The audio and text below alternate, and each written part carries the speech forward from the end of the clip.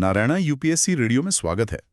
आज हम भारत और अफगानिस्तान के रिश्तों पर थोड़ी गहराई से बात करेंगे। जी। खास तौर पर जो हाल में कूटनीतिक हलचल हुई है, काबुल में दूतावास का दोबारा खुलना, तालिबान विदेश मंत्री का भारत आना, जी। इन सब पर। हाँ, ये काफी महत्वपूर्ण घटनाक्रम रहे हैं हाल के। तो सबसे पहले ये जो खबर आई है कि भारत ने काबुल में अपने तकनीकी मिशन को दूतावास का दर्जा दे दिया है। जी हाँ।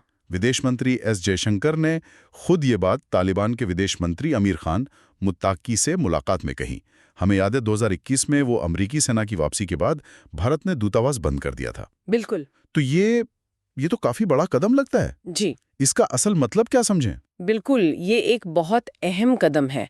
मतलब सिर्फ एक दफ्तर का दोबारा खुलना नहीं है ये दिखाता है कि भारत अब तालिबान प्रशासन के साथ सीधे तौर पर जुड़ने को तैयार है। हाँ, सीधे तौर पर, भले ही वो औपचारिक मान्यता भी ना दी हो। जी बिल्कुल। 2021 के बाद से देखें तो ये सबसे साफ संकेत है कि भारत अफगानिस्तान में अपनी भूमिका को फिर से वो सक्रिय कर रहा है। अच्छा।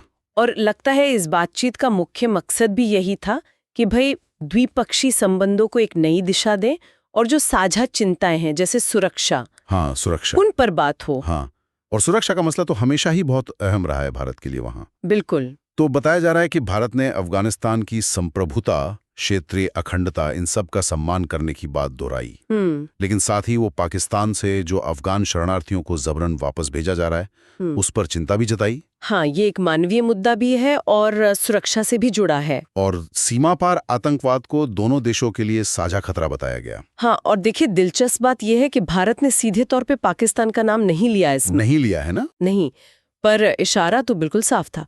जयशंकर ने मुत्ताकी से कहा कि भाई इस खतरे से निपटने के लिए मिलकर काम करने की जरूरत है, समन्वित प्रयासों। अच्छा, तो मुत्ताकी का क्या कहना था इस पर? मुत्ताकी ने देखिए भरोसा दिलाया कि अफगान जमीन का इस्तेमाल किसी भी दूसरे देश के खिलाफ नहीं होने दिया जाएगा, और ये भी कहा कि पिछले 4 सालों में ऐसा कोई खतरा उनकी तरफ से पैदा नहीं हुआ है।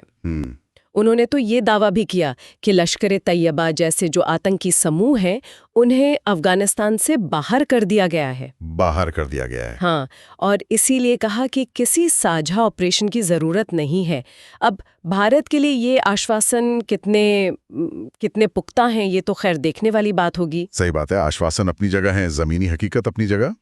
अच्छा, सुरक्षा चिंताओं के अलावा क्या आर्थिक मोर्चे पर भी कुछ ठोस बातचीत हुई, जैसे व्यापार, कनेक्टिविटी? हाँ, बिल्कुल।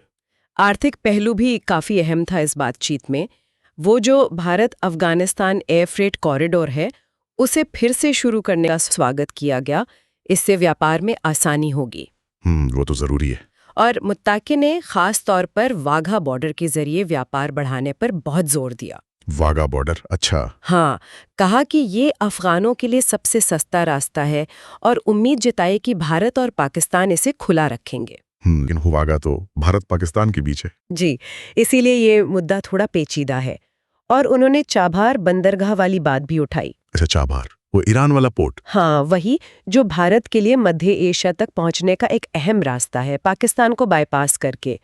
लेकिन उस पर अमेरिकी प्रतिबंधों की वजह से कुछ दिक्कतें आ रही हैं। तो उन दिक्कतों को दूर करने की बात हुई? हाँ, मुत्ताकी ने वो बाधाएं हटाने की बात की और ये भी बताया कि पिछले 1 साल में भारत अफगानिस्तान व्यापार $1 अरब के पार चला गया है। $1 अरब, ये तो काफी है। जी। और मानवीय सहायता, भारत तो पहले भी मदद भेजता रहा है, उसका क्या हुआ? हाँ, भारत ने वो मदद जारी रखने का वादा किया है। 6 नई स्वास्थ्य परियोजनाएं शुरू करने की बात है। 20 एम्बुलेंस तोहफे में दी जाएंगी और अस्पतालों को MRI और CT स्कैन मशीनें भी मिलेंगी। अच्छा, स्वास्थ्य पर काफी ध्यान है। जी। और टीके हैं, कैंसर की दवाएं हैं, और जो भूकंप प्रभावित इलाके हैं उनके लिए राहत सामग्री, ये सब सप्लाई जारी रहेगी। इसके अलावा वो ICCR, भारतीय सांस्कृतिक संबंध परिषद, हाँ, ICCR स्कॉलरशिप, जी, और दूसरी संस्थाओं की स्कॉलरशिप के जरिए अफगान छात्रों को भारत में पढ़ने का मौका देने पर भी कहा गया है कि सक्रिय रूप से विचार हो रहा है। ठीक है, मतलब मदद जारी रहेगी। जी। लेकिन इस पूरी यात्रा के दौरान कुछ विवाद भी तो सुनने में आए थे, है ना? हाँ, बिल्कुल। 2 बातें खास तौर पर उठी। एक तो ये कि मुत्तकी के जो प्रेस कॉन्फ्रेंस हुई, उसमें महिला पत्रकारों को शामिल नहीं किया गया। ओहो। इसकी ऑनलाइन काफी आलोचना भी हुई। कई महिला पत्रकार दूतावास के बाहर इंतजार करती रहीं, ऐसा बताया गया। ये तो गंभीर बात है। और दूसरी बात, प्रेस कॉन्फ्रेंस से ठीक पहले दूतावास में जो पुराना झंडा लगा था अफगानिस्तान गणराज्य वाला, जिसे तालिबान ने हटा दिया था। हाँ, वो 3 रंग वाला। जी, उसको लेकर तालिबान प्रतिनिधियों और दूतावास के कर्मचारियों के बीच कुछ बहस हो गई। अच्छा, झंडे को लेकर? हाँ, और जब प्रेस कॉन्फ्रेंस में लैंगिक मुद्दों पर सवाल पूछे गए तो मुत्ताकी ने इसे अंतर्राष्ट्रीय दुष्प्रचार कहकर टाल दिया। तो मतलब वो मुद्दे अभी भी वहीं के वहीं हैं। जी। तो फिर कुल मिलाकर इन सारी बातों से, इन स्रोतों से क्या तस्वीर उभरती है? ऐसा लग रहा है कि भारत बहुत बहुत संभल कर, सावधानी से तालिबान के साथ अपने रिश्ते बना रहा है। बिल्कुल, एक तरह का नपातुला कदम है ये। सुरक्षा चिंताएं सबसे ऊपर हैं, जाहिर है, लेकिन व्यापार और मानवीय मदद भी बढ़ाई जा रही है।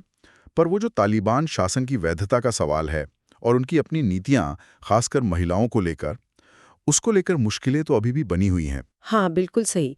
ये रिश्ता देखिए, इस पूरे क्षेत्र की स्थिरता के लिए, आतंकवाद से लड़ाई के लिए, व्यापार के रास्तों के लिए बहुत मायने रखता है।